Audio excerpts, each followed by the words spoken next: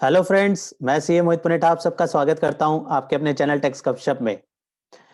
कल के दिन में लगातार 3 क्वेश्चंस हमारे मेल पे आए जो कि बहुत ही सिमिलर थे। बेसिकली जीएसटीआर 2B के रिगार्डिंग में जो क्वेश्चन रेज हुए थे कि 13 तारीख तक भी जो है हमारे पोर्टल में 2B रिफ्लेक्ट नहीं कर रहा है। तो इसके रिगार्डिंग कुछ जो है कंफ्यूजन क्रिएट हुई, तो हमने सोचा इसके ऊपर औरों को भी दिक्कत आ रही होगी, तो इसको एक बार डिटेल में समझने की कोशिश करते हैं कि क्यों जो है, जैसे कि हम सब जानते हैं जीएसटीआर 2B का जो पीरियड है 12 तारीख से लेकर 11 तारीख तक जो है वो का कट ऑफ पीरियड है। और 12 तारीख को, अगले महीने की 12 तारीख को जो है 2B जनरेट हो जाएगी। लेकिन जो अब हम देख रहे थे, जब अब हमें देखना है कि दिसंबर मंथ की जब हमें 3B फाइल करनी है, तो हमें जो है उसमें देखना है कि 2B में हमारा क्या आ रहा है। तो वो 13 तारीख तक भी जो है 2B जनरेट नहीं था। तो इसके रिगार्डिंग हम देखते हैं कि क्या, किस तरीके से 2B जनरेशन का पीरियड डिफर हो रहा है और इसके पीछे लॉजिक क्या है। तो सबसे पहले हम देखते हैं कि जो है रिटर्न फाइलिंग की डेट क्या है, जो हम प्रीवियस वीडियो में ऑलरेडी कवर कर चुके हैं।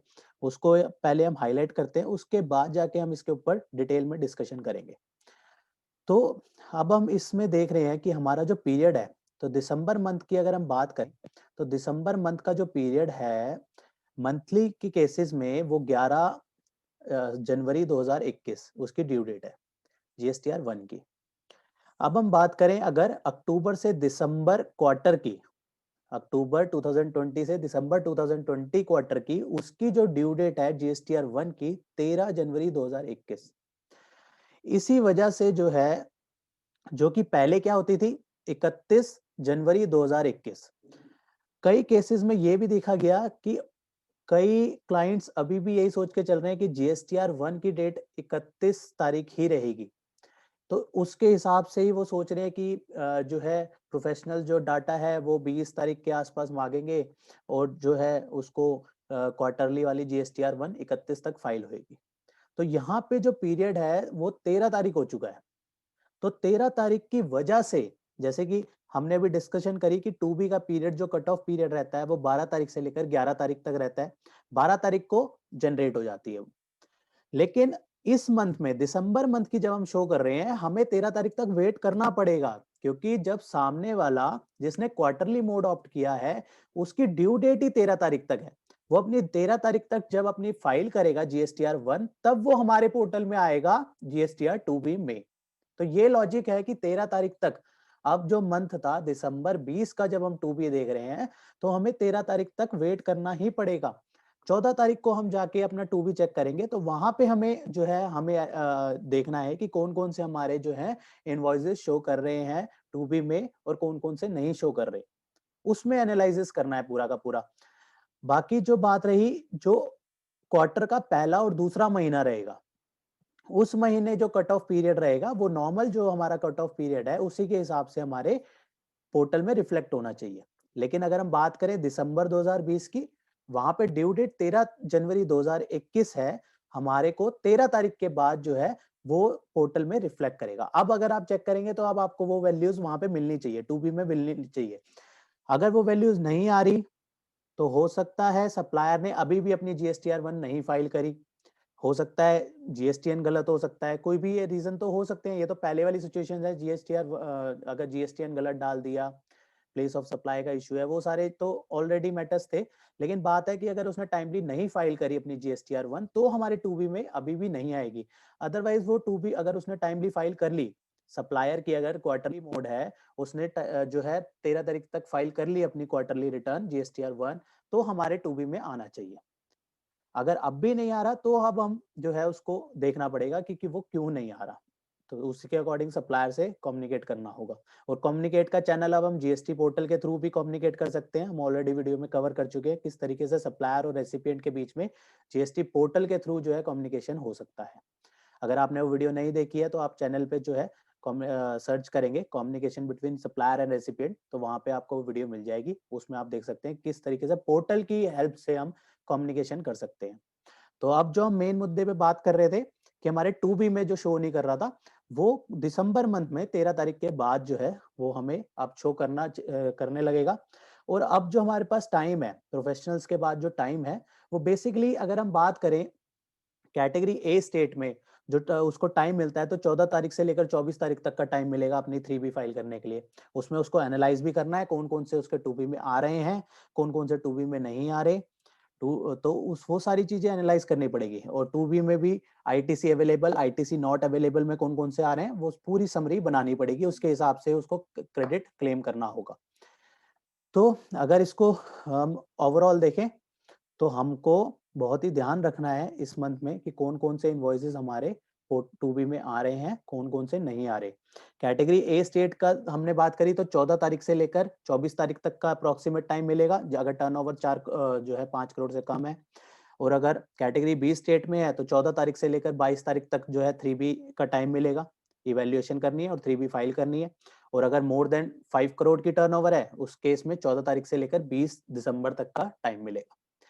और जिसने GSTR 1 जो है टाइमली फाइल नहीं करी, और हम सब जानते हैं हम नोटिस इशू हो रहे हैं, अभी तक तो पोर्टल जो है वो कलेक्ट नहीं करता था, सिर्फ 3B की पेनल्टी जो है कलेक्ट करता था। तो ज्यादातर जो है लोग 3B को ही मेन बेस लेके चलते थे। अब GSTR 1 के भी नोटिस इशू होने लग गए हैं, तो 1 को भी अब सीरियसली लेना है और ज्यादा सीरियसली लेना है मोर देन 3B। क्योंकि 3B में तो चलो लेट फी का वो रहता था, लेकिन GSTR 1 में लेट फी तो रहेगी लेगी, उसके साथ ही साथ हमें जो है टाइमली जो है इनवॉइसिंग डालनी पड़ेगी और उसके हिसाब से ही वो पोर्टल में शो करेगी। अगर हमने वो टाइम फ्रेम के अंदर 12 से 11 के अंदर नहीं डाला तो फिर वो जो है वो नेक्स्ट मंथ में फिर वो शो करेगा। तो ये सारे इश्यूज जो है ध्यान में रखने हैं। और साथ में अब पता है हमें कि जनवरी की जो 2021 से जो रिटर्न शुरू हो रही है नई, उसमें IFF के थ्रू भी डालनी पड़ेगी। वहां पे जो भी इनवॉइसिंग है क्वार्टरली मोड वाले को IFF के थ्रू जो है अपनी वैल्यूज डालनी पड़ेंगी, तब जाके वो सामने वाले के रेसिपिएंट के 2A और 2B में शो करेगा। उसके हिसाब से वो इनपुट क्रेडिट ले पाएगा, अदरवाइज फिर वो क्रेडिट भी नहीं ले पाएगा। तो IFF मैंडेटरी तो नहीं है, लेकिन डालना एक तरीके से जरूरी हो गया ताकि सामने वाले को क्रेडिट मिल सके। तो ये बहुत सारी चीजों का अब हमें ध्यान में रखना है। बहुत सारी चीजें चेंज हो रही हैं डे टू डे। हमने अपने सब क्लाइंट को इंटीमेट किया है कि अब जो है प्रोसीजरल को ज्यादा ध्यान में रखना है और किस तरीके से हमें जो चेंजेस हो रहे हैं उसको अपने पे ऑप्ट करना है। हमने सारे क्लाइंट को प्रॉपरली इसके ऊपर जो है डिस्कशन जो है दी है कि हमें जो है अब जो भी आपका डाटा समराइजेशन है वो with in that time frame जो हमने प्रिस्क्राइब की है वहां पे हमें मिल जाना चाहिए। अदरवाइज फिर वही प्रॉब्लम्स होंगी कि लेट जो है इनवॉइसेस लेट शो करेंगे रेसिपिएंट को, फिर वो मिसमैच का इशू रहेगा, वो कहेंगे पोर्टल में शो नहीं हो रहा। बहुत सारे फिर वो एक इनवॉइस की वजह से ही बहुत सारी प्रॉब्लम्स होने लग जाती हैं। तो हमें अगर ये सारी प्रॉब्लम से बचना है, स्ट्रीमलाइन करके चलना है, तो कहीं ना कहीं इसका सिस्टम डिजाइन करना बहुत जरूरी है। और सिस्टम डिजाइन करने के हिसाब से फॉर्मुलेट करना और उसको इम्प्लीमेंट करना बहुत जरूरी है। हमने इसके रिगार्डिंग बहुत हमने अपने आप को मॉडिफाई किया है और जो है सिस्टम को चेंज किया है। और क्लाइंट से भी रिक्वेस्ट करी है कि जो हमने इस मॉडिफाइड सिस्टम किया है इसी के हिसाब से प्लीज आप हमें डॉक्यूमेंट्स वगैरह, डाटा वगैरह सब कुछ अकॉर्डिंगली प्रोवाइड कीजिए। तो आपसे भी एज अ प्रोफेशनल रिक्वेस्ट है, अगर आप भी इसी में प्रैक्टिस में हैं तो आप भी अपने क्लाइंट को अकॉर्डिंगली गाइड कीजिए कि जो चेंजेस आ रहे हैं उस चेंजेस के हिसाब से ही जो है मोल्ड होना पड़ेगा। अदरवाइज जो है डे टू डे जो है GST काफी हार्श हो जा रहा है, हम सब जानते हैं। तो अगर हम मोल्ड नहीं होंगे तो प्रॉब्लम्स क्रिएट होंगी, लेट फी, पेनल्टीज, इंटरेस्ट, वो सारे हमें फेस आउट करने पड़ेंगे। तो हमें ध्यान रखनी है सारी बातें। और अगर फिर भी इसके रिगार्डिंग आपको कोई अभी इन जो आज हमने डिस्कशन करी कोई क्वेरी है तो प्लीज आप कमेंट बॉक्स पे जरूर मेंशन कीजिएगा, या आप मेल भी कर सकते हैं। techsgupsup@gmail.com पे आप अब मेल कर सकते हैं। उसका जल्द से जल्द आपको रिप्लाई दिया जाएगा। तो इसी डिस्कशन को, आज की इस डिस्कशन को मैं इसी के साथ क्लोज करता हूँ। Thank you very much. Good bye. Hope आपको ये इन्फॉर्मेशन पसंद आई होगी, तो इसे लाइक कीजिए, शेयर कीजिए। रेगुलर अपडेट्स के लिए आप हमारे चैनल को सब्सक्राइब करें। नोटिफिकेशन बेल आइकन को प्रेस करना ना भूलें ताकि जैसे ही नया अपडेट डालें आपको वो इमीडिएटली मिल जाए। Thanks for watching.